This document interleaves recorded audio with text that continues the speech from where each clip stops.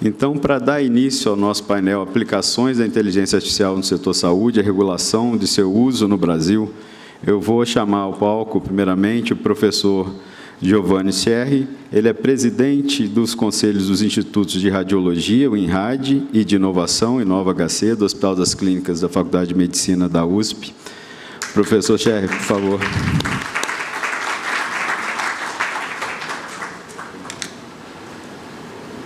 O senhor prefere falar no púlpito? Fica à vontade. O slide, se eu passo... O passador de slide.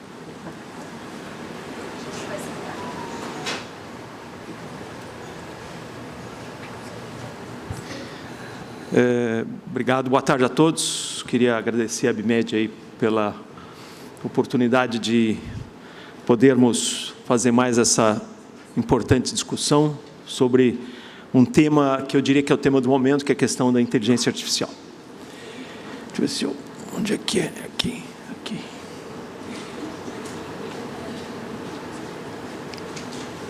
Para. Pode tirar do ponto.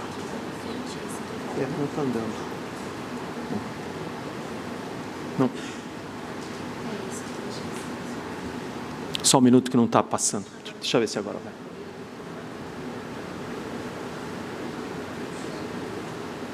Não.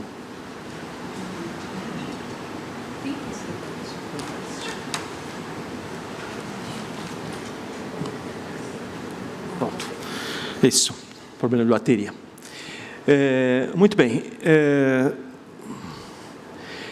Vamos falar um pouco da questão das aplicações da inteligência artificial na saúde e a questão da regulação. Só falar um pouco nossa experiência sobre inteligência artificial. No InovaHC, nós começamos com o primeiro laboratório de inteligência artificial em 2020, ano da pandemia. E em 2020, nós já, durante a pandemia, levantamos uma plataforma de inteligência artificial para poder diagnosticar casos de Covid pulmonar e estabelecer a extensão da doença. Era o momento, isso foi abril, maio de 2020, ou seja, ainda uma fase inicial da pandemia. Os exames laboratoriais demoravam 1 semana, 10 dias para ficarem prontos. Os médicos não conheciam o quadro pulmonar do Covid, então a nossa plataforma, em 3 minutos, dava a resposta se o caso era Covid e qual a extensão da doença. Isso era muito importante para a decisão, né, em relação a tratamento e internação dos pacientes. Nós conectamos na nossa rede, a rede do InovaHC, 60 hospitais em todo o Brasil. Tá? Então, essa é apenas uma demonstração da importância, né, que a inteligência artificial tem na saúde. Desde os tempos da Covid, nós utilizamos amplamente a inteligência artificial. Hoje nós temos muitas parcerias. Esse laboratório de inteligência artificial, o InLab, é um laboratório que foi feito em parceria com a Siemens e com a FAPESP. Hoje é um centro de tecnologia da FAPESP. E, mais recentemente, em janeiro desse ano, nós criamos um segundo laboratório de inteligência artificial generativa, tá? Em parceria com a AWS. Nós consideramos que a inteligência artificial vai impactar todo o setor da saúde e é muito importante, né, que se avalie, pesquise e, principalmente, se valide os algoritmos que estão sendo disponibilizados. Então, como é que nós poderíamos desenhar esse potencial? Primeiro, é importante dizer que se estima que o mercado da inteligência, do uso de inteligência artificial na saúde, né, dos sistemas de saúde digital, estejam próximos de $1 trilhão no mundo. Mas é importante também dizer que nós tivemos uma grande evolução nas health techs no Brasil. Né? Hoje nós temos quase 1.400 health techs no Brasil, e o que já envolve um mercado de $1,5 bilhão. Então, as health techs foram impulsionadas mais recentemente, nos últimos menos de 10 anos, mas hoje já são um componente importante, né, da inovação, né, e do empreendedorismo dentro do nosso país. Sem dúvida, A saúde é um setor que chama muito atenção, né? Um setor que cresce muito, cresce por necessidade, por causa do envelhecimento da população. Então, certamente, esses investimentos são muito importantes e relevantes.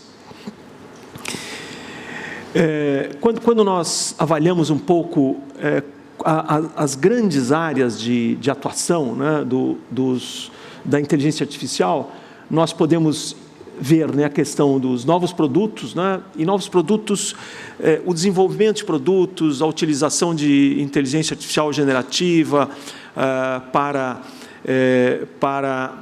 criar casos clínicos, né, sem ter risco de dados de paciente, a possibilidade de testar e avaliar dados em larga escala, né? Então, sem dúvida, um dos setores mais importantes de impacto da inteligência artificial em novos produtos.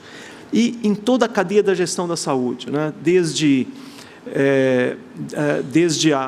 as compras, a gestão do hospital, o impacto no atendimento dos pacientes, o chatbox no ambulatório, a possibilidade de substituir processos burocráticos, demorados, por processos mais eficientes utilizando a inteligência artificial.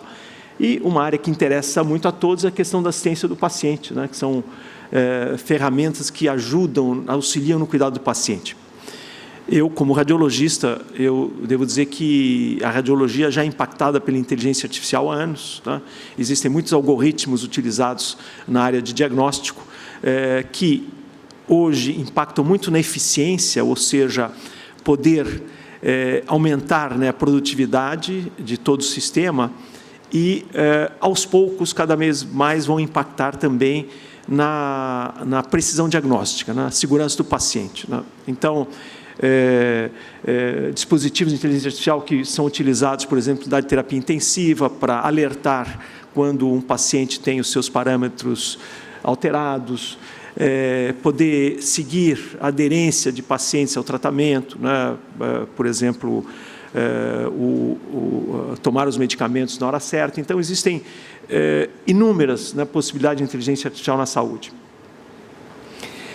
Nós tínhamos, até o ano passado, quase 700 dispositivos que tinham algoritmos de inteligência artificial aprovados pelo FDA, né?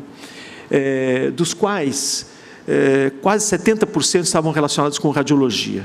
Essa realidade hoje nós estamos reduzindo a participação da radiologia, mas eles foram muito introduzidos em radiologia porque a radiologia sempre foi uma especialidade muito tecnológica, né? Enquanto em 2019 e 2020 nós discutimos a questão da teleconsulta, né? A radiologia já usava a teleradiologia 10 anos antes. Então, é por isso que muitos dos dispositivos foram desenvolvidos na radiologia e hoje já existem em muitas especialidades, né? Agora, o que é importante é a validação, né? Porque se desenvolve um algoritmo, mas esse algoritmo é até aprovado para uso, mas ele realmente impacta a saúde?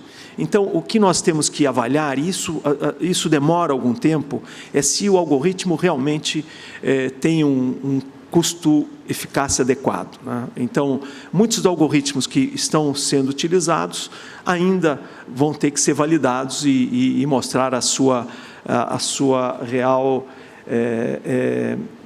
o seu real impacto na saúde, né? Então, ao longo desses anos, né, desde 2010, quando passou-se a utilizar, a desenvolver os primeiros algoritmos de inteligência artificial, esses algoritmos foram sendo validados e muitos estudos foram feitos, alguns se mostraram eficazes, outros nem tanto, né? E dentro das comprovações desse conjunto de algoritmos, desses estudos, mostraram que 92% apresentaram uma performance aceitável, né, em relação à performance humana, né? E mais de 80% apresentaram resultados positivos para a equipe médica, né? e 78% resultados positivos para os pacientes. Ou seja, o que se mostra que a inteligência artificial ela vai impactar. Mas é importante que se veja a inteligência artificial não como uma ameaça, né, ao trabalho do médico profissional de saúde. Inteligência artificial é uma ferramenta que vai contribuir, né, para que o médico, para que o profissional de saúde possa realizar as suas tarefas com maior eficiência e com maior segurança para o paciente, né? Não se pretende que a inteligência artificial substitua o médico profissional da saúde nas suas funções, né? É algo que vem ajudar, né? Uma ferramenta de trabalho, né? Então, é importante não transformar a inteligência artificial como algo que vai agir sozinho, né, em relação a atuar no paciente de forma independente, tomar decisões de forma independente. A decisão será sempre uma decisão humana, uma decisão do profissional de saúde, do médico, que tem responsabilidade na condução e no tratamento do seu paciente, né?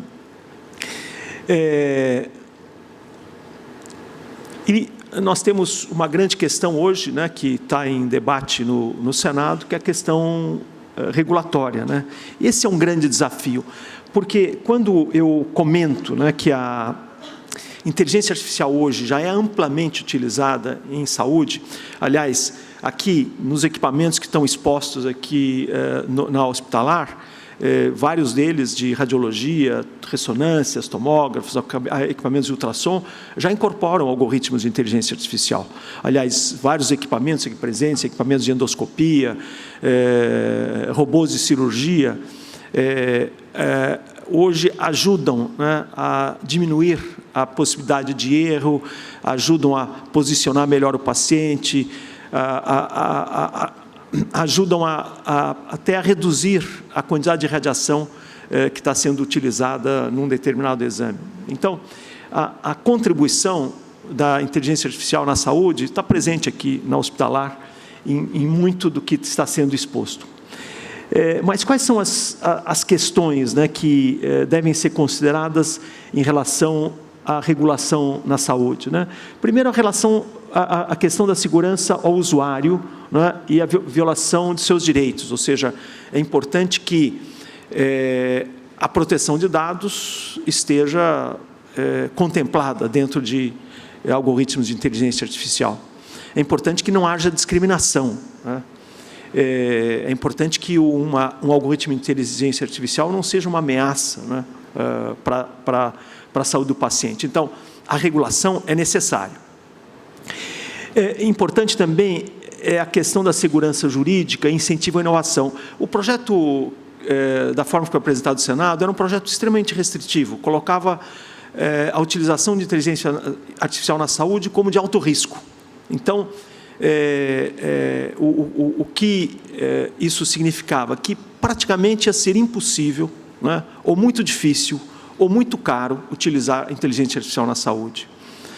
E como ficariam todos esses equipamentos que já estão utilizando inteligência artificial? E, na verdade, nós sabemos que, né, já existe uma classificação de risco da Anvisa, alguns algoritmos podem ser de alto risco.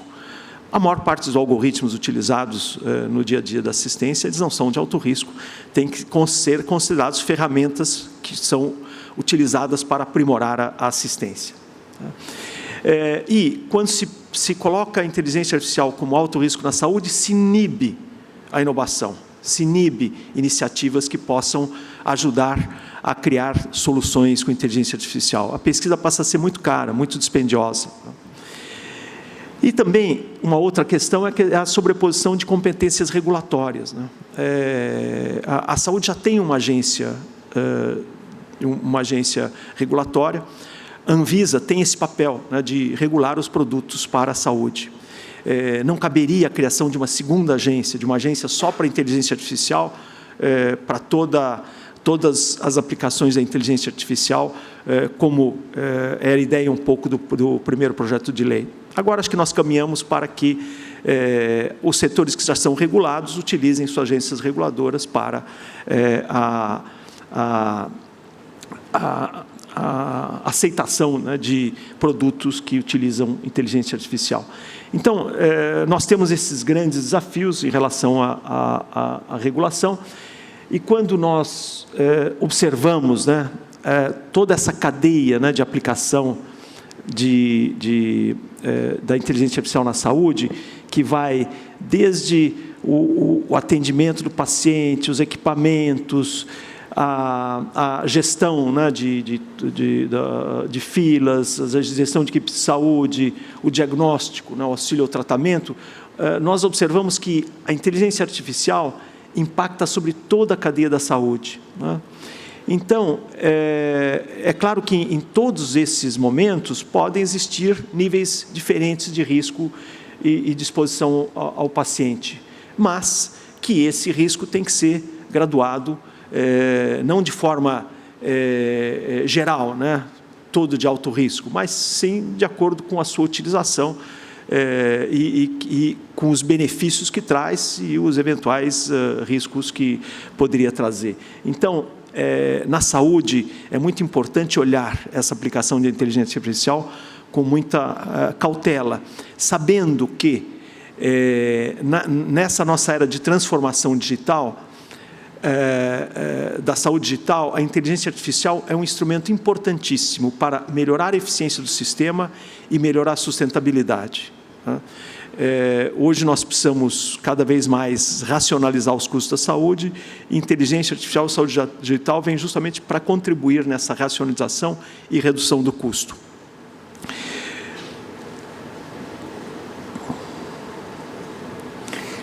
E muito também relacionado sobre a questão da inovação, né, de como o nosso setor já é fortemente regulado, né? Então, nós não podemos colocar muitos custos adicionais nas iniciativas de inovação, né? E a forma de responsabilização também tem que ser definida, né? Como, de fato, já é definida em medicamentos já existentes, equipamentos já existentes. Então, eu vejo que a inteligência artificial, como algo novo, né, muitas vezes é considerado como uma ameaça, né? E eu diria que a inteligência artificial, assim como foi o computador, assim como é o celular, são avanços tecnológicos que vêm trazer benefícios ao sistema. Eventuais usos inadequados nós temos que regular, né? Mas na saúde, o benefício da utilização da inteligência artificial certamente é muito maior do que eventuais malefícios, né? Então, é importante garantir a existência de ambientes com menor pressão regulatória, né, para que possamos desenvolver essas novas tecnologias. Também é importante que exista harmonização de normas nacionais com normas estrangeiras para não inviabilizar a competitividade do setor. E também nós precisamos alinhar, né, essa estratégia nacional, né, de regulação da inteligência artificial para que permita o desenvolvimento do complexo econômico e industrial da saúde, que é uma das prioridades hoje da nossa política nacional em saúde. Então, eu diria como um exemplo, né, que nós temos diversas superposições de competências regulatórias, né? Nós temos, na saúde, nós temos duas agências regulatórias, a Anvisa e a ANS, nós temos o Conselho Federal de Medicina, que agora também criou uma comissão para avaliar as questões técnicas, nós temos associações também que avaliam a questão da inteligência artificial. Então, já é difícil, né, no nosso país conseguir vencer, né, todas as normas, as entidades e os aspectos de jurisdição de cada uma delas, né? Mas o que nós temos que realmente é lutar para que a inteligência artificial possa entrar como um grande benefício para a sociedade, que possa ajudar, né, dentro dessa era de transformação digital, a reduzir a desigualdade e melhorar o acesso. Eu aqui tentei ilustrar, de alguma forma, as grandes aplicações da inteligência artificial na saúde e a grande discussão sobre como regular algo que é novo e que nós não podemos engessar. Isso evolui de forma muito rápida e nós também precisaremos adequar a legislação à medida que todo esse processo vai avançar. Muito obrigado.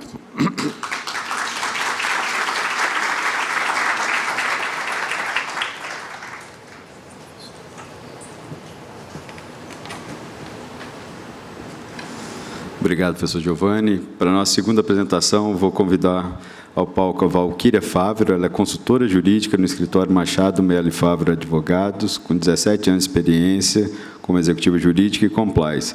É mestranda em Direito e Tecnologia pela FGV, mestre em Administração Internacional pela Université Pierre Mendes de France, MBA em Gestão de Negócios, Comércio e Operações Internacionais pela FII, especialista em contratos pela PUC São Paulo, professora no INSPER, FGV e em outras instituições. É pesquisadora no Centro de Ensino, Pesquisa e Inovação da FGV. Por favor, Valquíria.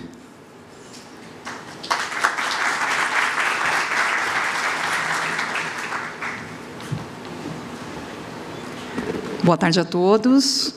É um prazer estar aqui com vocês. Eu queria saudar primeiro aqui a Abimed, agradecer pelo convite de estar nesse evento, saudar toda a audiência aqui, aos meus colegas presentes nesse painel, a deputada Adriana Ventura, professor Giovanni Cherry, Li, muito prazer estar com vocês. Agora eu vou testar qual é o controle que está funcionando. Aqui. Maravilha. Eu hoje estou aqui representando o Centro de Ensino, Pesquisa e Inovação da Fundação Getúlio Vargas, onde nós estamos desenvolvendo uma pesquisa científica sobre a aplicação da inteligência artificial no setor da saúde, com o objetivo de apoiar o setor nesse momento de elaboração da legislação, do marco de inteligência artificial. Então, como produto principal aqui da nossa pesquisa, a gente vai produzir um policy paper com o estudo científico das legislações internacionais, todos os estudos científicos já existentes aqui de inteligência artificial, além das informações coletadas pelo setor. Esses são os nossos parceiros na pesquisa. Quem tiver interesse em saber mais sobre a pesquisa ou participar da pesquisa, também pode me contatar, tá? Eu vou deixar o meu contato ao final aqui da apresentação. Bom, sobre o marco de inteligência artificial, onde nós estamos, né? Diversos foram os PLs apresentados na Câmara e no Senado Federal. No final de 2022, aqui foi instituída uma comissão de juristas que apresentou um relatório que foi abarcado aqui pelo senador Rodrigo Pacheco e apresentado, então, o PL 2338 de 2023, que hoje é o principal PL, que congrega todos os outros demais PLs de inteligência artificial e que tem sido objeto de grande debate e discussão dentro da comissão especial que foi constituída no Senado para obter mais informações e análise da legislação de inteligência artificial. Essa comissão temporária, a CETIA, emitiu o relatório agora no final de abril de 2024, com uma proposta de texto, então, substitutivo ao 2338. E a gente tem aqui algumas datas que se aproximam para a votação desse relatório, né? Nessa semana foi o prazo limite para a apresentação de contribuições pela sociedade. Tem uma expectativa aqui de votação entre os dias, apresentação 5/6 e votação no dia 10/6, no dia 12/6, desse relatório da CETIA e depois 18/6 no plenário. Depois ainda esse projeto vai caminhar para a Câmara e a gente vai ser brindado aqui pela palestra da deputada Adriana Ventura. E o que nós temos de principais pontos relacionados nesse relatório substitutivo da CETIA? Primeiro, em relação ao órgão, que na primeira proposta do PL 2338, iria se criar uma agência de inteligência artificial que centralizaria todas as competências para normatizar a inteligência artificial. Esse ponto foi muito debatido pelo setor, o professor Giovanni aqui trouxe a necessidade, né, desse arranjo, de se ouvir as agências reguladoras, as demais entidades que participam da cadeia da saúde. Então, nesse relatório substitutivo, criou-se, está sendo proposto, né, o Sistema Nacional de Regulação de Inteligência Artificial, chamada CIA. Quem vai compor essa CIA? São os órgãos e entidades estatais de regulação setorial, os órgãos e entidades estatais de regulação de inteligência artificial, o CAD, e aí 2 outras instituições que foram criadas, que são entidades de certificação e entidades de autorregulação. Qual vai ser a principal função aqui da CIA? A principal função da CIA vai ser harmonizar o sistema. Como bem colocado aí pelo professor na apresentação anterior, são vários agentes que atuam dentro da cadeia, então há necessidade de fazer essa harmonização. Ter uma colaboração também transversal, porque o tema ele acaba impactando outras temáticas, como defesa do consumidor, meio ambiente, e tem que ter um olhar mais amplo. Além dessa colaboração descentralizada com agências e também autoridades estaduais e municipais dentro da CIA.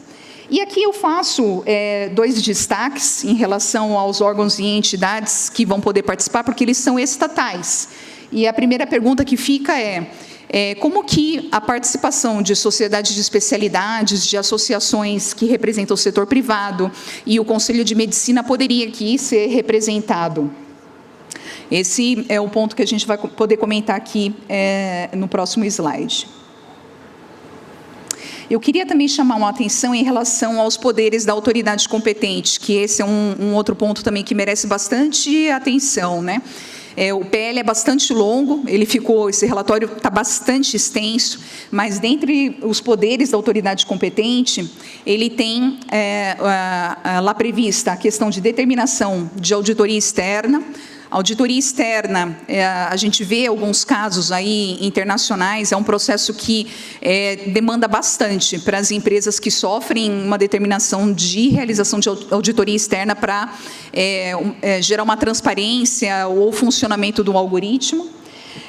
Então, assim, qual seria o critério, né, para se determinar uma auditoria externa? Credenciar instituições credenciar instituições de pesquisa para acesso de dados para fins de auditoria e pesquisa. Então, instituições de auditoria e instituições de pesquisa vão poder pedir acessos aos dados que compõem o algoritmo. E aí a autoridade vai poder analisar e, eventualmente, conceder essa determinação.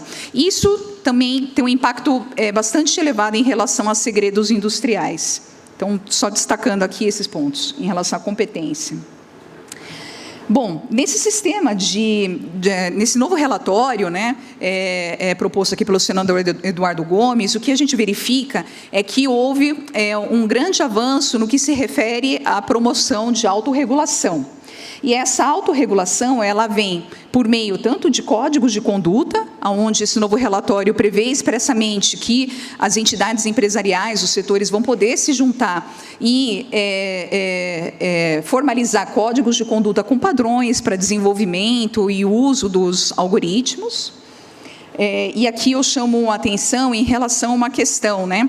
E nós temos no setor da saúde iniciativas já promovidas em relação a códigos de conduta, tanto no âmbito das entidades, como também no âmbito de junção de várias entidades na confederação, né, para proteção de dados pessoais.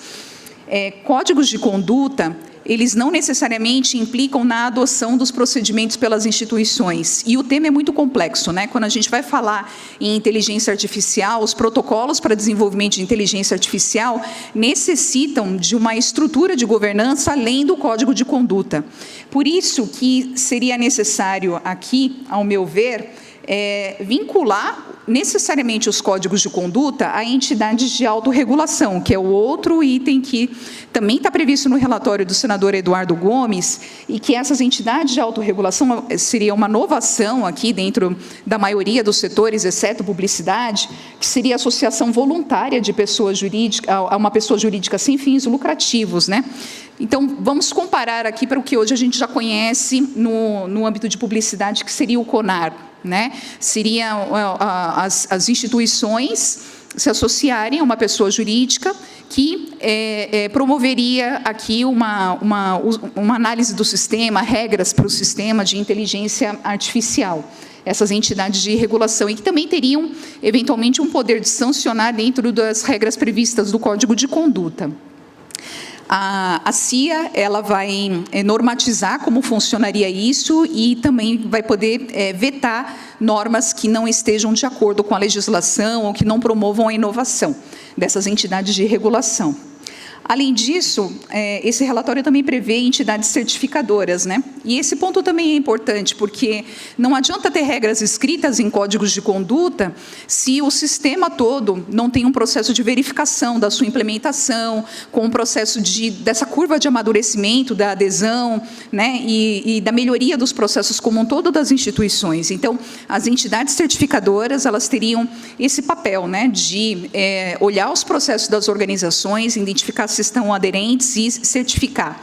A CIA também vai, por esse relatório, instituir normas de como vai funcionar esse processo de certificação, né?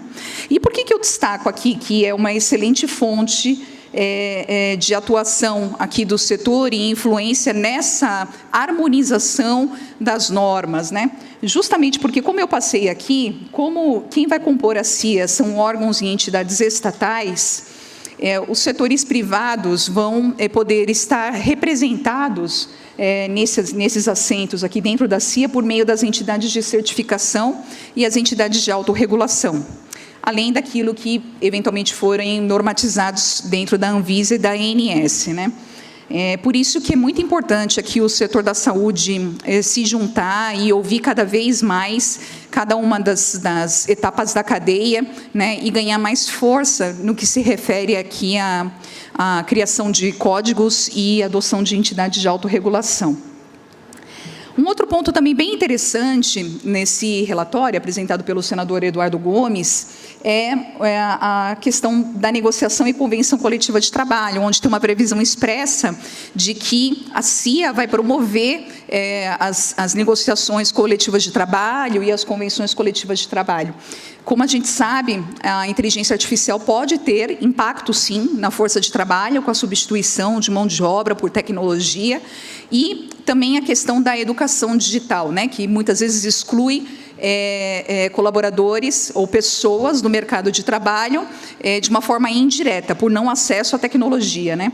Então, os setores poderão adotar aqui, por meio da negociação coletiva de trabalho e da convenção coletiva de trabalho, ações para fortalecer e mitigar essas ações, no primeiro caso que eu falei negativas, e no segundo caso de promover qualificação de mão de obra, são ações positivas, né?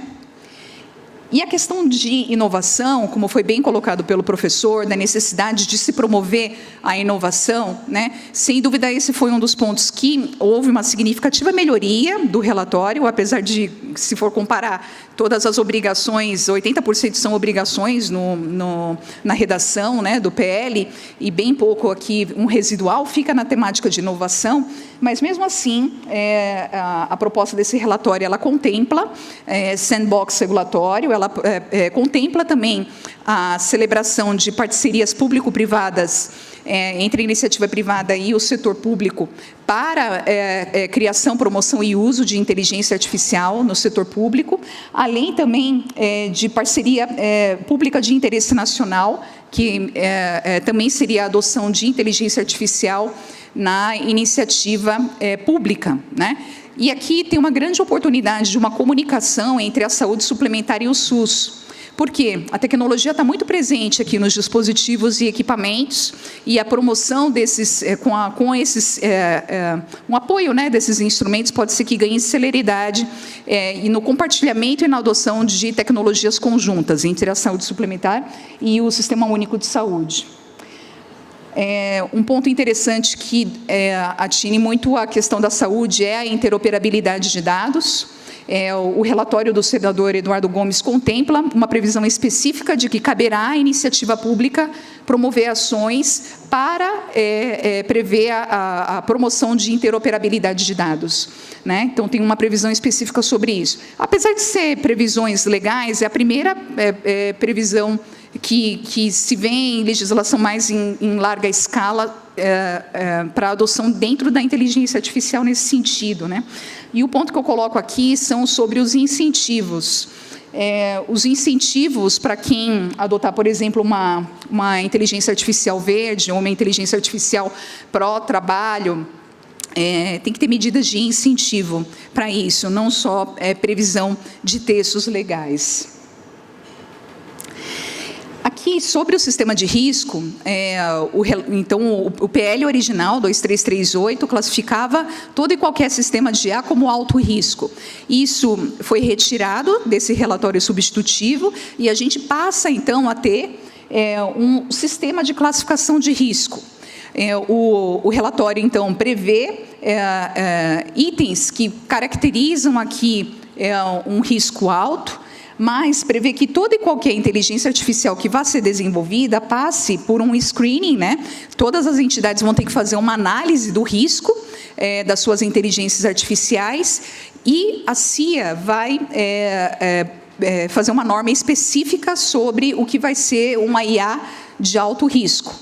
Então, ficou para posteriormente a legislação se ter essa análise regulatória, que vai ser precedida de consulta pública e de oitiva, mas que ela vai ser determinante aqui para que os pontos levantados pelo professor Giovanni Cherry, né, sejam ouvidos aqui pela CIA, para, primeiro, que a gente tenha uma harmonização do sistema, né, então a gente tem já normas da Anvisa aqui, as RDCs, eu não estou enxergando aqui, as RDCs 830, 751, as RDCs 830 e a 751, que já tratam de riscos em dispositivos médicos e classificação de riscos sob o ponto de vista da vigilância sanitária, e que a classificação de risco da vigilância sanitária não está harmonizada com os critérios de riscos previstos no relatório. Então, como pode-se ter uma compatibilização e uma harmonização dessas legislações para que não se tenha um sistema que não se converse, né, e que os setores aqui tenham que cumprir duas normas distintas, atravancando o processo de inovação e criando burocracias em relação à governança de inteligência artificial. O caminho para isso é por meio da representação na CIA. Por isso que eu volto à questão da necessidade dos setores se utilizarem daqueles elementos de entidades reguladoras, entidades certificadoras, além das agências que já representam o setor, para fortalecer o debate, fortalecer aqui os alinhamentos dentro dos interesses do setor. Uma vez classificado como alto risco, as empresas e o setor público ficarão sujeitas a todas essas obrigações que estão aqui nessa mandala, né? E uma das obrigações mais dificultosas é relacionada à supervisão humana, relatório detalhado dessa supervisão humana, que é tão debatido, né? Então, merece bastante atenção essa questão dessa norma da CIA que vai trazer a classificação de risco, os critérios para a classificação de risco como risco alto, né? E uma outra questão que decorre dessa classificação do risco alto é a responsabilidade objetiva. Ou seja, os agentes que participarem, então, que usarem ou que desenvolverem, que usarem a inteligência artificial cujo risco seja alto, vão responder de forma objetiva. E aí o relatório, né, a proposta de legislação prevê uma multa de 50 milhões ou até o limite de 2% do faturamento aí das entidades, ou seja, é uma penalidade bastante elevada e que vai trazer uma série de obrigações aqui na cadeia, como também uma série de requisitos na contratação, obrigação de disclosure, mesmo para quem aqui é fornecedor, não trabalha B2C, né, com os consumidores, sendo B2B, vão ser demandados a ter processos para credenciamento e homologação muito mais severos nas instituições. Eram esses os pontos que eu separei aqui como mais relevantes. Eu queria agradecer pela atenção de vocês. Deixo aqui os meus contatos para quem quiser ter mais detalhes sobre o projeto ou sobre a pesquisa. Muito obrigada.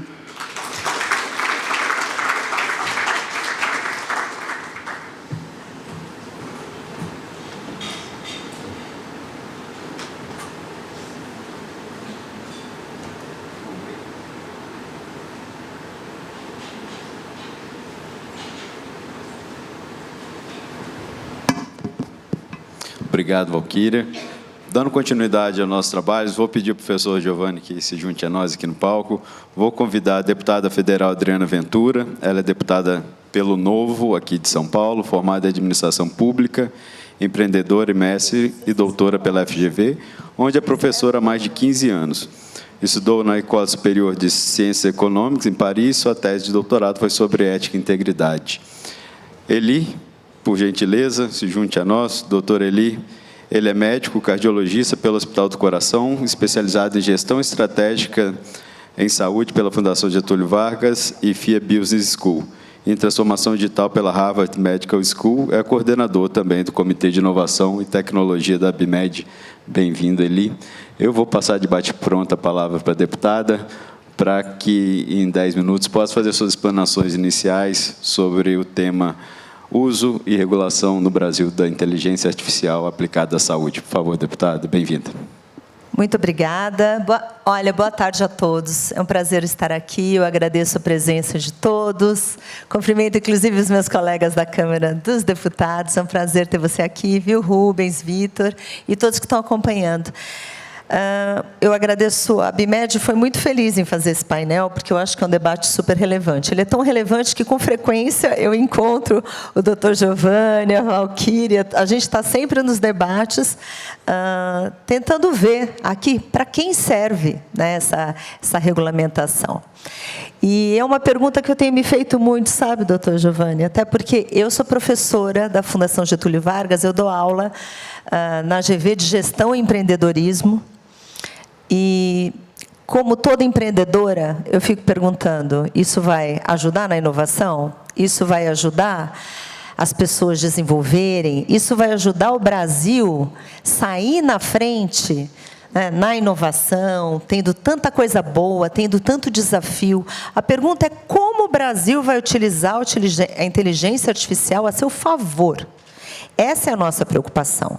Porque, na minha visão, e eu acho que todos os pontos, eu não vou repetir o que já foi falado, porque o doutor Giovanni sentou no todo, né? A inteligência artificial tem muitos benefícios, tem algumas preocupações, tem alguns desafios. A professora Valquíria, ela já traz, olha, ela trouxe já como estão as leis, o que aconteceu, ela trouxe um histórico, e a gente se pergunta, como é que a gente consegue avançar em um cenário que, na minha visão, não é favorável? Eu estou lá na Câmara dos Deputados, não estou nem um pouco confortável com os projetos de lei em andamento, não estou nem um pouco confortável com os debates que estão acontecendo, da maneira que estão acontecendo, isso sem desmerecer o trabalho do senador Eduardo Gomes, do senador Marcos Pontes, que tem feito um trabalho muito bom. Mas a questão é, para que estamos fazendo isso? Por que a gente precisa ter pressa? Países estão discutindo isso 2, 3, 4, 5 anos. Daí vocês vão falar, mas a Bélgica, mas a União Europeia. Eles debateram por anos, de um debate sério envolvendo toda a sociedade civil. E eles estão em outro estágio de desenvolvimento. Eles não têm um SUS, não têm desafios que a gente tem. Então, eu acho que é uma coisa completamente diferente. E a questão é, a lei serve para quê? Qual é o foco? O foco é no cidadão. Não, o foco é na economia. Eu pergunto, o que está sendo construído tem o foco no quê? Porque não é na inovação. Não é no desenvolvimento. E por que eu estou falando isso dessa maneira tão aberta? Porque eu sou muito direta, falo muito assim, de uma maneira clara, e eu estive com a Frente do Brasil Competitivo, nós fizemos uma missão em Washington sobre inteligência artificial. E nós fomos em vários think tanks. E o que eu vi ali, e todas as indicações, então a gente foi em escritórios de advocacia que estão discutindo o tema, think tanks, faculdades, todas as universidades, a gente falou com muita gente. E tudo levou para uma unanimidade que dizia o seguinte, resumindo assim, em 2, 3 coisinhas. Primeiro, não tenham pressa. Não tenham pressa, não tenham que correr, porque vão matar a inovação, todo mundo vai ficar constrangido de fazer alguma coisa e com medo de fazer alguma coisa. Natureza empreendedora quer fazer. Você estava falando de uma multinha básica de 50 milhões. O que é isso? O que é isso? E outra coisa que eu quero falar aqui que me incomoda muito. Você tinha um slide lindo, Valquíria, que eu já vi em outra apresentação, que você não trouxe hoje, mas eu vou tentar lembrar dele direitinho. Quando a gente pega o projeto de lei inicial do Senado, que foi feito pela comissão de juristas, né, com uma cabeça de jurista. Eu não sou jurista, então eu posso falar à vontade, tá bom? O pessoal da minha família, os meus advogados da família querem bater em mim, mas só vê problema, só tem risco. É risco, é problema disso. Ai, se isso acontecer, ai, na hipótese disso acontecer. Eu não vi ali uma lista de benefícios para a população. Eu não vi uma lista de benefício para os empreendedores, para as startups. Eu não vi uma lista de benefício para o país. Não vi. Eu vi risco, tinha 90 riscos. Ela disse, tudo alto risco. Então, o dia que o carro voar e matar não sei quem, vai cair não sei onde. Desculpa. É claro que a gente tem que pensar nos riscos. Mas a gente não tem que pensar também no número de benefícios. Todo mundo que vai salvar, todo mundo que vai atender, toda a evolução, toda a inovação, todo mundo que vai curar. A gente tem que pensar nisso. E na educação também, a gente está falando de saúde, mas eu também sou da comissão de educação. Todo mundo que vai capacitar, todo mundo que vai tirar da pobreza, todo mundo que vai alfabetizar. A gente tem que pensar nos benefícios, porque nada mais é do que risco-benefício, não é isso? E aí, dentro dessa evolução do Senado, no histórico, nós aprovamos um projeto de lei de inteligência artificial na Câmara dos Deputados em 2021. Foi aprovado. Era um projeto de lei bem principiológico, bem aberto, para justamente, e esse foi um debate, para possibilitar inovação. O Brasil está aprendendo, está evoluindo, e não é de hoje. Dr. Giovanni falou claro, há 10, 15 anos atrás, já tinha um monte de coisa, um monte de algoritmo. A gente está aprendendo. Para que vai regular? Para todo mundo ter que passar no escritório de advocacia, porque não quer tomar multa, porque tem que ver contrato, porque tem um monte de protocolo. Vocês me desculpem, gente. A gente tem que ter um debate com a sociedade. O que a gente quer para o nosso país? A gente quer ficar engessado? A gente só quer pensar nos riscos, tudo que pode acontecer? Eu sou mãe de 2 filhas. Eu morro de medo que elas sofram um acidente, que aconteça alguma coisa, tal. Se a gente for pensar assim, nosso filho não sai de casa, não é verdade? A gente não deixa o filho viajar, a gente não deixa ele sair da porta, a gente não deixa ele sair da cama. A gente tem que andar, a gente tem que avançar, e o Brasil é empreendedor. E aí, já indo para a finalização, porque eu quero muito ouvir aqui meu outro colega painelista, eu fico pensando assim, estivemos em Washington, a regra foi essa. Outra coisa que falaram que é muito séria, que me preocupa muito nesse projeto agora, falam de um órgão central, uma agência. Desculpa, eu acho que a gente precisa debater isso, porque outra coisa que foi muito clara em todo o debate que teve com quem está pensando nesse assunto há muitos e muitos anos, além do Brasil, que tem pessoas muito sérias trabalhando nisso, não centralizem. Nós temos que ter vários, cada setor tem que ter o seu debate, tem que ter suas regras. A gente não pode deixar isso canalizado. Então, é uma coisa que realmente avança. Então, a gente aprovou na Câmara, foi para o Senado, comissão de jurista, ela explicou bem. Tem uma comissão, o senador Eduardo Gomes, estivemos juntos há uma semana atrás, teve um jantar com alguns parlamentares para debater inteligência artificial.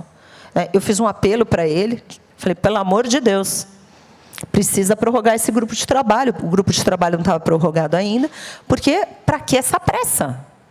E ele falou que o ciclo no Senado, como ele e o senador Marcos Pontes fizeram várias audiências, o senador Marcos Pontes fez um relatório que avançou significativamente, bastante em relação ao outro, em relação ao mapeamento de risco, a impacto. E agora o senador Eduardo Gomes prorrogou, você colocou as datas aqui, mas eu continuo achando que é muita pressa. Muita pressa. Muita pressa, porque o G20, deixa o G20, vai G20, que vem o ano que vem, daqui 2 anos. Por que daí que o G20 vem? Qual que é o problema? Eles que venham e que voltem, e a gente vai continuar no nosso debate. E aí, eu acho que a grande questão é para quem estamos correndo para quê? A inovação, ela vai acontecendo. Eu, como empreendedora, falo, se a gente começa a falar, não faz isso, senão é 10 milhões, não faz isso, senão responsabilidade civil, enfiar o Código Civil, já tem um monte de coisa. Eles ficam enfiando um monte de coisa, para quê? Para todo mundo ficar com medo e ninguém deixar o filho sair de casa. Esta é a minha preocupação. Esta é a minha preocupação. E o projeto vai voltar para a Câmara, e vocês não tenham dúvidas que eu estarei ali a postos, porque eu realmente quero discutir os benefícios. Quero discutir como o Brasil pode avançar, como a gente pode gerar emprego, renda, riqueza, como a gente pode resolver os nossos problemas gravíssimos de saúde, de educação, e a inteligência artificial pode nos ajudar. A gente tem que se preocupar com o que for alto risco, e, assim, ó, isso é um problema, legal, vamos cuidar só disso? Agora não, sabe, aqui está mapeando um monte de risquinho, uma encheção de paciência para enriquecer sei lá quem, porque o Brasil que não é. É isso, gente, obrigada.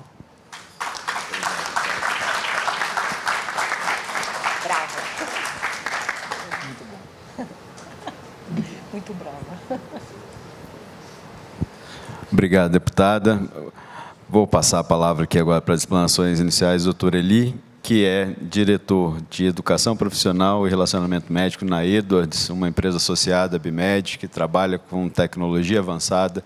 Ele tem uma passagem recente também pela Philips, onde usa a inteligência artificial de forma aplicada aos dispositivos médicos. Por favor, Eli. Obrigado, Felipe. Boa tarde a todos. Um prazer estar aqui em nome da Edwards e também do Comitê de Inovação e Tecnologia da BIMED, onde eu tenho o prazer de liderar esse comitê, que é um trabalho muito fácil, já que a gente tem colegas muito competentes que dividem essa tarefa. No ano passado, nós criamos um grupo de trabalho específico para a inteligência artificial e nos dedicamos especialmente ao estudo do projeto de lei, a elaboração de textos que possam orientar uma discussão muito pautada em questões técnicas e tecnológicas. Me sinto muito confortável aqui, não só, primeiro, agradecer o convite novamente desse ano de estar aqui, mas o professor Thierry, como radiologista, fez um ótimo scan de toda essa situação. Eu, como cardiologista, e o último a falar, vou tentar fazer uma ausculta bem delicada de alguns temas que eu queria trazer para vocês. E aproveitando que eu fui o último, eu fiz algumas anotações do que vocês trouxeram, já que esse tema, obviamente, se torna repetitivo em algumas partes enfáticas, porque são as de maior dor, são as mais importantes. Mas vou tentar trazer um olhar um pouco diferente. Fiz algumas anotações. Não achem que a inteligência artificial é uma simples anotação aqui, já tenho aqui testemunhas. O que nós, como pessoas, queremos na saúde é ter um atendimento bom, que atenda a nossa demanda, a nossa exigência como paciente. O conceito de saúde baseada em valor, ele traz numa equação muito simples, já descrita pelo professor Porter há muitos anos, onde a gente coloca o resultado de um tratamento, a experiência que nós passamos como pessoa por esse tratamento e, claro, o custo. Não existe saúde a todo custo, senão não existe saúde para todos. Essa conta é compartilhada. No conceito de saúde baseada em valor, o uso de dados é essencial para mensurar resultado clínico, para mensurar experiência e, claro, para mensurar custo. A geração contínua de dados que nós, como pessoas, oferecemos a qualquer serviço de saúde é gigantesca e contínua.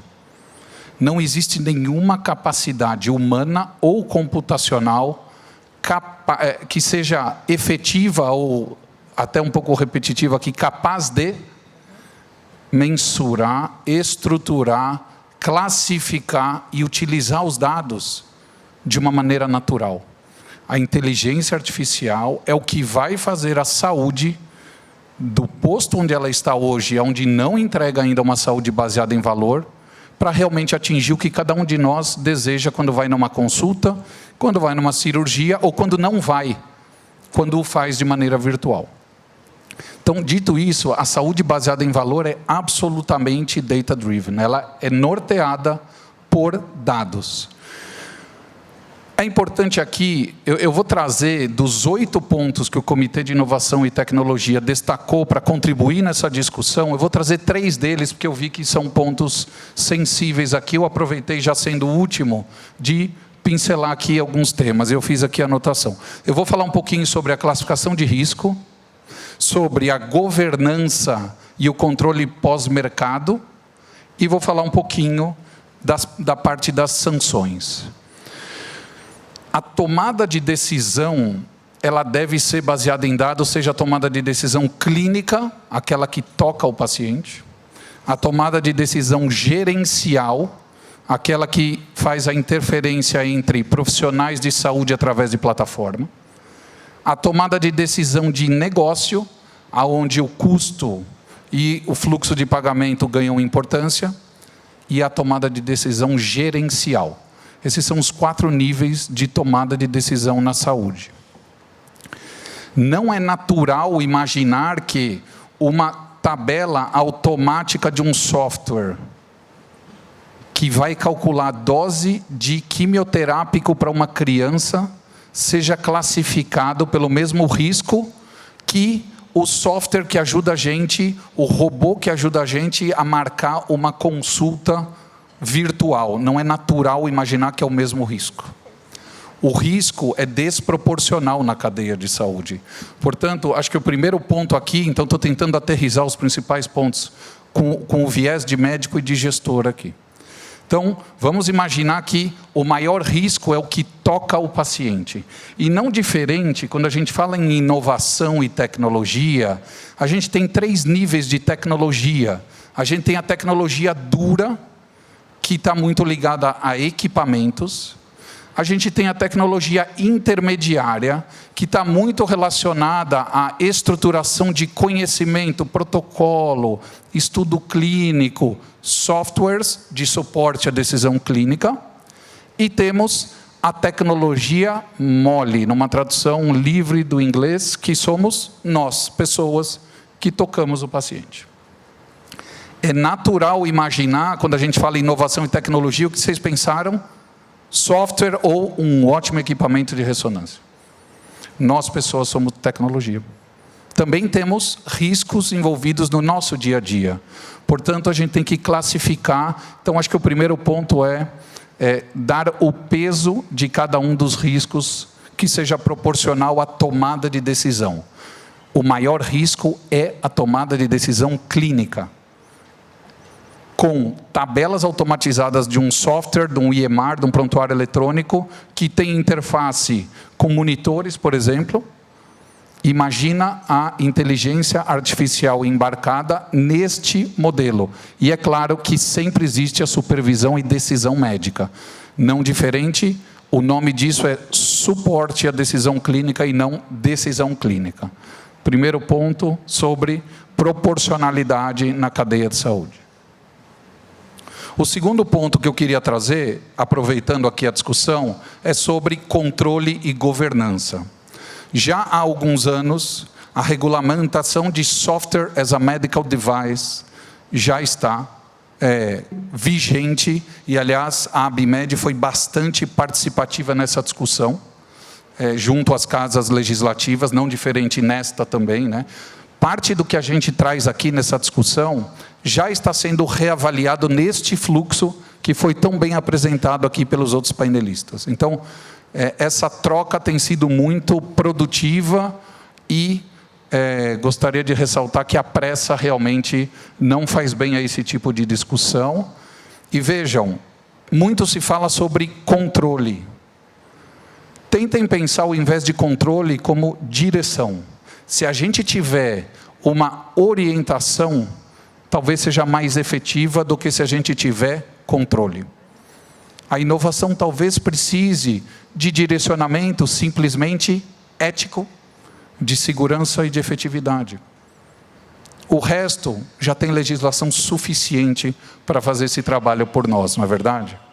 Então, na parte de Software as a Medical Device, a gente já tem um controle pós-mercado dos softwares que estão embarcados nesses dispositivos que estão aqui embaixo, ou que estão em prontuários eletrônicos e embarcados em muitos sistemas interoperáveis. Então, é importante a gente trazer aqui que já existe a tecnovigilância para essa modalidade, não precisamos denominar algo que já existe e que funciona muito bem. Então, acho que a parte do pós-mercado está bem ultrapassada e as companhias que lidam com pós-mercado sabem a dor e a preocupação que é em manter qualidade depois que um produto vai ao mercado. E vejam, o pós-mercado de inteligência artificial é mais importante ainda porque, a depender da base que eu uso ou do sistema de interface, ela é retroalimentada por aquela população. Muitas vezes nós precisamos validar um software com inteligência embarcada para aquela população, foco daquela tecnologia. É natural que a gente tem que ter um olhar mais atento para esse processo. Seja machine learning, sejam outros mecanismos, mas é natural que as companhias já tenham esse olhar. Então, não precisamos destacar algo da cartola, que já funciona e funciona muito bem. E o meu último ponto, para aproveitar também a discussão aqui dos meus colegas, é sobre as sanções, né? As multas, vocês viram o valor das multas. Claro que tem a ver com a proporcionalidade aqui também. Então, queria contextualizar um pouco sobre o fluxo de inovação. Não sei se aqui é sabido, mas, em média, uma grande companhia, e eu tive o privilégio de trabalhar em algumas, e hoje não diferente, reinveste de 7% a 12% das suas vendas em inovação. Tenho o privilégio de estar numa companhia inovadora que, por opção, para manter o top of mind em inovação, investe 20%. São números exorbitantes. Mas esses números não são suficientes. Por quê?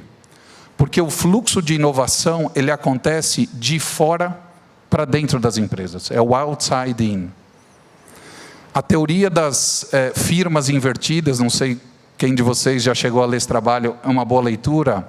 Ela traz para a gente que o insight do mercado é mais importante do que o insight do laboratório. E não estou tirando a importância do desenvolvimento interno, já que a gente investe um grande montante de dinheiro diariamente nas nossas companhias.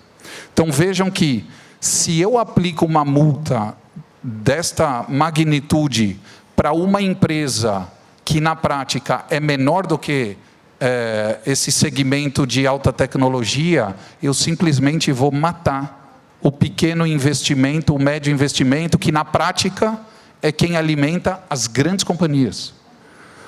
O mecanismo de fusões e aquisições também serve para capturar a inovação. Do momento que eu aplico uma penalidade desproporcional ao capital social daquela empresa, acho que cada um de nós ficaria preocupado de olhar no contrato e falar uma multa de 50 milhões. Mais preocupante do que não deixar minha filha viajar. Então, vejam, este fluxo fica comprometido. Quem alimenta a grande inovação são empresas que focam em pequenas inovações. Então, acho que, nesse aspecto, eu consegui passar aqui por 3 pontos importantes, ver se eu não perdi nada. E claro que, acho que o último ponto aqui para compartilhar, a interoperabilidade é um desafio. É um desafio na prática, já que nós temos que acomodar diferentes tipos de informação, diferentes softwares conectores, diferentes brokers, para aterrissar aqueles dados. Vou dar um exemplo numa UTI. Você tem dados gerados do paciente no monitor, em tempo real. Imaginem quantos dados um paciente gera em um dia que está monitorado 24 horas. O que a gente faz com aqueles dados na prática? Vocês sabem a resposta: muito pouco. A inteligência artificial pode capturar, estruturar e realmente aplicar uma sugestão na tomada de decisão clínica preditiva. Isso é muito poderoso, mas a interoperabilidade é um desafio. Não diferente, a interoperabilidade com inteligência artificial também será. Resta ainda certamente, um ponto de preocupação aqui da minha parte ainda em interoperabilidade. E que bom, porque espero que todos vocês também tenham aí alguns pontos de preocupação, porque isso vai afetar a gente hoje, amanhã, a próxima geração. A saúde baseada em valor depende de dado, e a tomada de decisão clínica vai depender cada vez mais de inteligência artificial. Obrigado.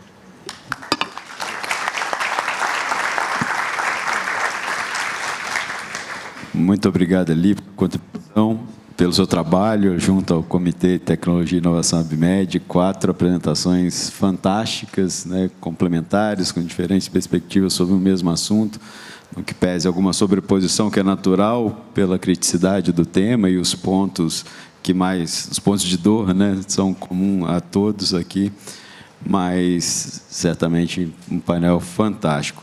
A ABMED elaborou, né, uma contribuição, uma nota técnica, fizemos chegar ao conhecimento do senador Eduardo Gomes, com alguns desses pontos que ele traz, dentre outros que foram colocados aqui, estivemos pessoalmente com ele.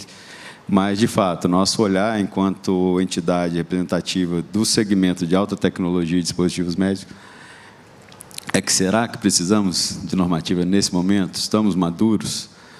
Uma norma central que queira abarcar diferentes setores econômicos com especificidades, como colocamos aqui na saúde. Nós já temos uma agência que bem regula o setor e já regula software como dispositivo médico, e a IA é um software, e já faz isso com base em boas práticas internacionais, no âmbito de convergência regulatória, que é algo também que é salutar para a inovação, né? Convergência regulatória. Jabuticaba é gostoso, né? Mas a gente não pode ter jabuticaba em tudo. Bom, nós temos um tempinho aqui agora para debates. Se alguém da plateia quiser direcionar alguma pergunta mesmo, por gentileza, levante a mão, se inscreva. A equipe de apoio vai fazer o microfone chegar. E, nesse ínterim, temos uma inscrição aqui. Nesse ínterim, gostaria de agradecer aqui, de público, a CNI, e cumprimentar a comitiva que estamos recebendo aqui dentro do projeto Conhecendo a Indústria. Nesse ano, Conhecendo a Indústria de Equipamentos e Dispositivos Médicos, a parceria de CNI com a ABMED, então estamos recebendo representantes aqui do Legislativo, da Câmara, do Senado, dos ministérios, agências reguladoras. Muito obrigado por estarem aqui conosco. Já temos o microfone? Por favor. Nome e entidade, por gentileza. Professor Guido Lemos, da UFPB. Eu sou secretário de Ciência e Tecnologia de João Pessoa também. Um argumento para essa questão do timing dessa regulação é o seguinte: vamos olhar o contexto brasileiro, certo? Nós não temos um computador, que levaria 90 dias para treinar um modelo de IA generativa no nível que o pessoal está treinando aí no mundo. 90 dias nós não temos. Se nós juntarmos todo o dinheiro que temos para investir, vamos comprar e vai demorar 90 dias para treinar um modelo. Com o que nós temos, que é o Santos Dumont, são mais de 900 dias para treinar um modelo. Ok? Então, eu acho que o problema do Brasil é tentar correr atrás do prejuízo e se estruturar para se nivelar com outros países. Porque quando se treina um modelo desse, o modelo incorpora a cultura que vem nos dados que são usados para treinar.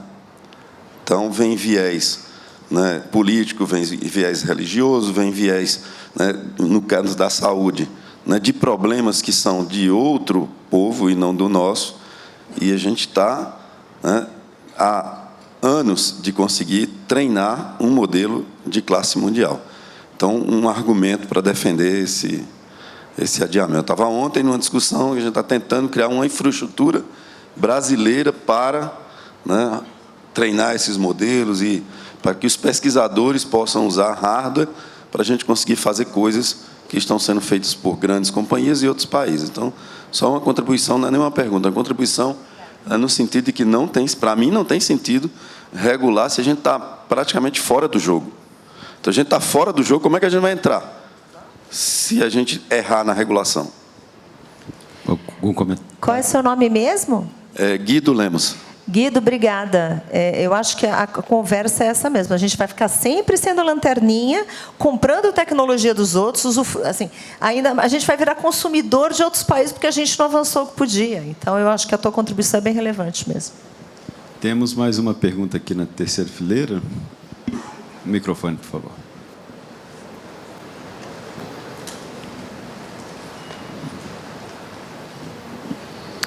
Bom, boa tarde a todos. Sou Marcelo Arguelli, sou da assessoria jurídica da assessoria legislativa da CNI. Eu fico impressionado como que há uma convergência geral entre o que a indústria pensa, entre o que os diferentes setores que a gente representa pensa e o que foi colocado aqui pelos expositores, né? Eu acho que, na verdade, conforme a professora Valquíria, né, ela colocou, houve, de fato, alguns avanços no parecer preliminar do senador Eduardo Gomes, mas a gente ainda identifica vários pontos bastante preocupantes, né? Além da pressa que a deputada colocou também, que a gente também não enxerga essa urgência toda, né? Inclusive, isso está claro no nosso posicionamento. Mas eu acho que, principalmente, em relação à questão da governança, né? Ou, digamos assim, da governança regulatória, vamos dizer assim, né? Porque ele avançou tirando toda a centralização de cima de uma autoridade nacional única e trazendo isso para um sistema. Mas, na verdade, ele descentralizou, mantendo centralizado, porque, em várias ocasiões, ele coloca a autoridade como a peça central, como, por exemplo, na avaliação preliminar, ela é que vai definir quando que você vai precisar ter uma avaliação preliminar mais ou menos rigorosa, por exemplo, né? Em coordenação com esse sistema. Esse sistema a gente não sabe, de fato, como ele vai funcionar, né? Da mesma forma também que é colocado, muitas vezes, o sistema como um ente que irá tomar decisões autônomas, por exemplo, na questão do alto risco. O CIA irá definir as questões associadas à regulação, por exemplo, do alto risco. Mas, exatamente, quem é esse CIA? Será que vai funcionar um colegiado com diversas agências reguladoras operando, trabalhando, tomando uma decisão em nome de um colegiado, né? Então, na verdade, nós ainda consideramos que ele avançou uma casa, duas casas, mas ainda falta avançar bastante, principalmente nessa questão do modelo regulatório colocado. E também em relação à questão do risco. De fato, inicialmente, eram quase 90, a questão da associação entre direitos e risco. Eram quase 90 direitos que se tinha dissociados do risco, independentemente do risco da aplicação, né? Então, ele avançou, mas a gente ainda tem um conjunto de direitos que estão colocados ali, que são direitos que já estão estabelecidos na Constituição, já estão estabelecidos no Código de Defesa do Consumidor, já estão estabelecidos em diversos outros marcos legais, e que não precisariam estar ali, mesmo porque dissociados, então, por exemplo, do risco da aplicação. Então, também isso é uma coisa que nos preocupa bastante, né? E o último ponto que eu queria colocar e deixar também aí para avaliação dos expositores, que talvez seja o ponto central para a gente, diferentemente do modelo, por exemplo, que a Europa está adotando, a proposta, ela trabalha no desenvolvimento, ela procura regular o desenvolvimento dos sistemas, né? Ou seja, na verdade, aí sim você vai ter um impacto muito grande na inovação, né? Ou seja, defendemos que essa regulação ela seja justamente nas aplicações, ou seja, as aplicações que tenham a avaliação de risco de cada aplicação, junto com a agência que detém o conhecimento do setor, né, e principalmente retirar esse peso regulatório do desenvolvimento, ou seja, que o seu desenvolvimento ele seja livre e sim as aplicações sejam reguladas. Então, essa é uma compilação um pouco do que a CNI está colocando, preparando também para se posicionar junto ao senador. Eu só queria fazer um comentário, muito breve, vou passar para os colegas, que eu até esqueci de falar na minha fala, que tem uma coisa muito boa que aconteceu, na minha visão, que foi, tem um relatório do Tribunal de Contas da União, que agora está tramitando junto. Eu acho que isso é muito bom, né? Porque lá eles falam tudo isso que a gente já falou. Risco de perda de competitividade, os produtos e serviços brasileiros vão ficar atrasados, a gente vai perder uma oportunidade de inovar. Tal. Então, se fosse só um relatório avulso, eu não ia ficar tão feliz. Mas, como ele está caminhando e tramitando junto com a documentação do Senado, eu acho que tem um espaço bom para a gente debater. É isso. Valquíria? Sim, obrigada. Obrigada, deputada. Obrigada, Felipe. Marcelo, agradeço aí os comentários. Eu vou falar primeiro sobre a questão do arranjo institucional do sistema de inteligência artificial. Sem dúvida, aqui o que o senador tentou fazer foi justamente ouvir os diversos setores que a maioria reclamou dessa questão da centralização em uma única autoridade, né? Como eu coloquei lá no meu slide, ainda que tenhamos tido avanços, a gente não pode falar que uma autoridade que ainda vai ser indicada pelo Poder Executivo vai liderar o sistema de inteligência artificial, vai convidar todas essas entidades para conversar, vai brigar por orçamento para fazer tudo isso, e que vai expedir normas dentro da vacácio legis prevista, né, para entrar em força a legislação que está 6 meses para entrar em vigência e 2 anos para adaptação pelo mercado, né? 6 meses vai funcionar? Não vai. Não vai. Vamos ser bem honestos, assim, houve um esforço de contemplar os pleitos, mas não vai funcionar, né? Eu tive a oportunidade de participar de uma audiência pública na Câmara, há uns meses atrás, né, deputada, onde a gente estava falando justamente sobre, talvez, fatiar esse modelo regulatório, né? Então, coloca primeiro qual é o plano, estabeleça-se o plano, estabeleça-se as comissões que vão ser instituídas, por exemplo, com os vetores de desenvolvimento econômico do país, as alavancas, as prioridades, os modelos que ainda precisam ser regulados, mapear quais são as normas que vão ser atingidas e quais sistemas vão ter que ser alterados para que tudo isso se funcione. Na minha visão, o que deveria ser feito como mais produtivo, né?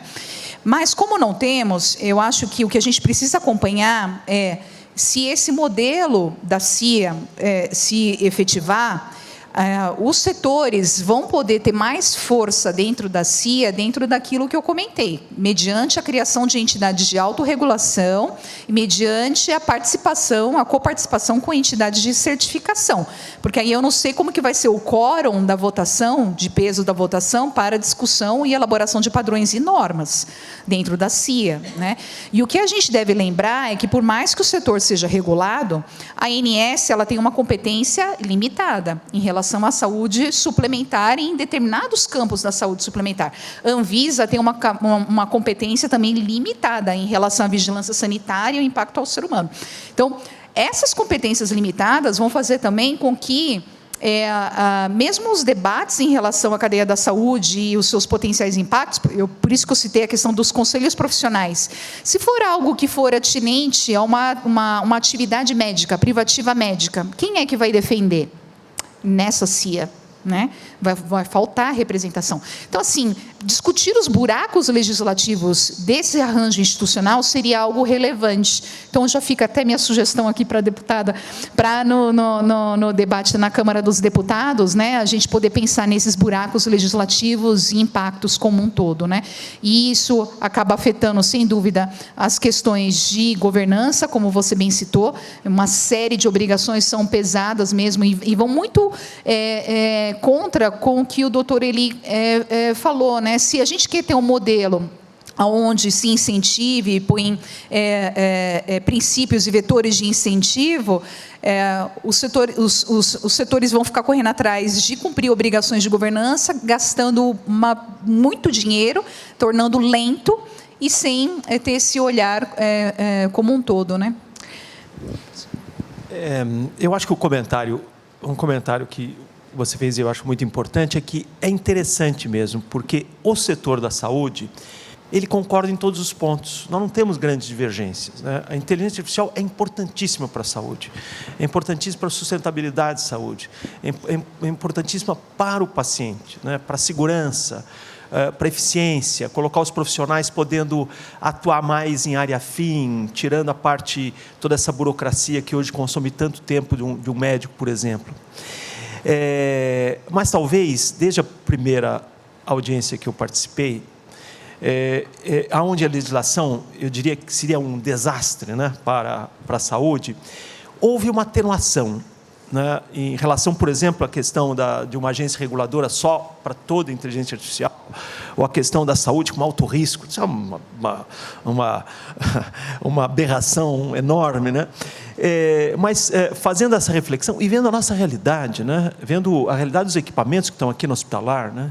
A grande parte deles já usa inteligência artificial. Como nós vamos fazer? Nós vamos passar a ter equipamentos aqui do século passado para poder atender essas novas exigências, como seria, como nós passamos aqui com a lei da informática. A lei da informática nos atrasou 20, 30 anos na tecnologia de informação, né? E eu vejo que a questão da inteligência artificial, alguém colocou na cabeça que é uma ameaça para a humanidade. Eu não sei, deputado, isso é muito pela questão dos fake news da política, né? ou algo relacionado com eleição, mas eu vejo que é uma preocupação desmedida, né? Agora, então vamos avaliar de forma setorial. Eu acho que tem que se ouvir os técnicos da saúde e dizer o que eles acham realmente da importância da inteligência artificial e a inovação como alavanca de desenvolvimento da saúde no país. Então, eu acho que nós estamos indo para um caminho realmente que nos preocupa muito, né? Do atraso que isso pode significar para a saúde e para o cidadão brasileiro. Por isso, eu conto muito com a deputada e com a Câmara para poder reverter alguns aspectos negativos que eu tenho impressão que vão estar na lei que saiu do Senado. Obrigado, professor Giovanni. Eu não citei na minha apresentação inicial, mas o professor Giovanni também é presidente do Conselho do ICOS, o Instituto Coalizão Saúde, que congrega uma série de entidades representativas do setor saúde, da indústria, dos serviços de saúde, hospitais, empresas, indústrias. Então, ele fala com bastante propriedade quando ele cita essa visão do setor como um todo. Obrigado, professor. Nós estamos chegando ao final das nossas atividades. Eu vou passar rapidamente para contribuições finais dos nossos painelistas. Por gentileza, professor. Veja, eu acho que a questão da inteligência artificial está realmente no centro do debate, né? Como nós tivemos oportunidade aqui de ver a preocupação, a preocupação da importância que o Brasil não perca, né, o momento, né, a chance, né, de poder desenvolver a saúde de uma forma adequada e sustentável, né? E vemos que as empresas, né, e os centros de pesquisa, como nós fazemos lá no INLAB, lá no HC, estão muito envolvidos na questão da inovação, do desenvolvimento, da incorporação da inteligência artificial no dia a dia do cidadão, na saúde. E nós temos realmente que defender isso. Eu acho que esse debate mostrou que existe muita convergência e pouca divergência no setor saúde. Queria. Bom, queria agradecer a atenção de vocês. Um ponto que eu chamo a atenção em relação à necessidade dessa análise crítica de toda a sociedade, especialmente em relação a essa antecipação dos impactos em cada uma das instituições que vocês representam. Então, analisar o quanto vai custar cumprir todas as obrigações que estão lá descritas, né? E tentar quantificar o quanto isso vai impactar no custo final do produto ou serviço. Seria muito interessante para justamente trazer à tona da importância que se tem dessa participação no debate da inteligência artificial, né? Além de todos os pontos que nós já abordamos aqui. Então, é muito importante que todos aqui acompanhem as discussões legislativas e atuem de uma forma bastante crítica em relação às propostas que estão sendo colocadas lá, porque não são baratas. Então, renovo aqui que eu fico à disposição de vocês para quem quiser conversar mais. Mais uma vez, agradeço aqui a oportunidade do painel. Obrigado, querida deputada Adriana. O Eli, por favor. Primeiro, agradecer esse debate muito rico. Quero ressaltar 3 pontos aqui na minha fala final. A primeira é que o ambiente de inovação ele deve ter muito mais direcionamento do que controle, né? O sandbox, eu vi aqui, alguém colocou na apresentação sandbox legislativo ou algum termo regulatório, obrigado. Sandbox é importantíssimo para o ambiente de inovação e não o controle, né? Então, esse é o primeiro ponto, a liberdade de inovação. Claro que na aplicação a gente tem que ter controle. No desenvolvimento, eu acredito que a liberdade é um parceiro da inovação. O segundo ponto é sobre a adoção de tecnologia, já que a gente está falando aqui na prática de risco. E risco coloca o profissional de saúde não tomando alguma decisão. A adoção de tecnologia, segundo alguns estudos que compararam quais médicos radiologistas americanos de uma instituição específica utilizavam a inteligência artificial para auxiliá-los na tomada de decisão, frente aos que não utilizavam, o argumento era um só, que eles não conheciam o que o software era capaz de fazer, portanto, aquela caixa preta da saúde não era aberta para o profissional. A regulamentação excessiva coloca sobre o profissional de saúde também um temor em adotar uma tecnologia. Portanto, isso vai afastar a melhor prática de todos nós como pacientes. Não estou nem falando aqui como médico. Eu adoraria que o médico que me consulta consiga utilizar todo o conjunto de dados que eu produzi ao longo da vida, que outros produziram comparados, para ele tomar a melhor decisão quando estiver me examinando. A excessividade regulatória inibe a tomada de decisão baseada em dados, em especial na inteligência artificial. Esse é o segundo ponto. E o terceiro, para terminar, é que esse painel aqui é muito representativo, né? Porque ao redor do paciente, instituições de ensino, casas reguladoras, agências reguladoras e associações, inclusive a indústria, ao redor do paciente somos todos complementares, não é mesmo? Esse é o nosso papel nesse dia, né? Obrigado. Obrigado, Eli. Agora sim, deputada. Não, na verdade, eu não tenho muito o que completar, porque eu gostei muito das considerações finais. Eu só queria chamar a atenção que a gente tem que fazer alguma coisa. Porque a gente está vendo toda uma situação, isso é natural na Câmara e no Senado, as coisas vão acontecendo, muitas vezes não conversam com a necessidade da sociedade, o que está acontecendo. Geralmente as leis, além de não conversarem, não refletem o momento, principalmente quando a gente fala de tecnologia e inovação. A lei vai ficar velha, né? Então, qualquer coisa que a gente faça agora, ou vai engessar e não vai andar, ou vai ficar velha. Então, o que eu acho importante? Primeiro, que vocês, além de acompanhar o que foi falado aqui, coloquem para fora todas essas preocupações legítimas que já foram trazidas e participem do debate, como a Valquíria falou. Eu tenho à frente da saúde digital, a gente está na Comissão de Saúde, está ali o Rubens, ali, que é o secretário da Comissão de Saúde da Câmara dos Deputados. A gente pode propor a audiência que a gente quiser, tem a subcomissão da saúde digital, da telesaúde. A gente pode levar esses debates para lá, com essas questões, com esses dados, com esses números, com essas evidências, porque eu acho que a gente tem que falar. Então, todo mundo aqui que achar que pode contribuir, que tem um tema específico para contribuir, venha juntar forças, porque aqui, a gente precisa ser ouvido. Podem me usar para isso, o Gabinete 802 está sempre aberto, a Driventura SP. Por favor, vamos trabalhar juntos. A gente está sempre nas mesmas palestras, falando as mesmas coisas, porque a gente está numa missão aqui, não é isso? E eu agradeço muito a BIMED, a todos vocês que participaram. Obrigada. Obrigado. Em nome da BIMED, agradeço a presença de vocês, agradeço aos nossos panelistas, professor Giovanni, professor Valquíria, deputada Adriana, doutora Eli, obrigado por ter atendido aqui ao nosso convite. E, deputada, tem a BIMED sempre como parceira lá nesses e outros temas e vamos seguir nesse processo para aprimorar a legislação, para que a gente tenha, de fato, políticas públicas que sirvam ao benefício da sociedade. Acompanhe, as demais atividades da BIMED aqui no Hospitalar, visitem nosso stand e boa feira para todos. Obrigado.